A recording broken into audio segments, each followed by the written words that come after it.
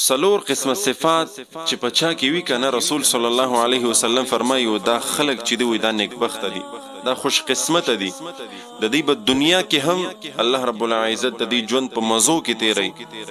او په خوشحالي به تیری او د دې اخره خاتمه به هم په خیر سره وي الله رب العزت به په ایمان سره خاتمه کوي سلور قسمه صفات چې بچا کیوي اول نمبر صفت دا ده وای چې الله رب العزت چاته د شکر ولا زړه ور نصیب کی په هر حالت کې چې د زړه شکر گزار وي د الله رب العزت نه دغه سي خلق وي دا نیکبخته خوش قسمت دي دویم نمبر چې چاته الله رب العزت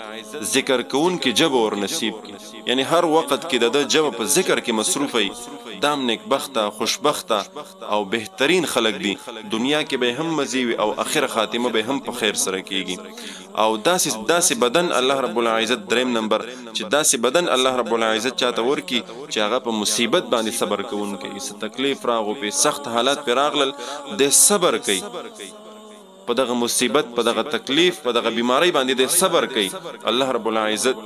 دغه سي خلق چې د دې خاتمه په خیر سره کوي او دا نیکبخته خوشبخته خلق دي رسول صلی الله علیه وسلم فرمای سلورم نمبر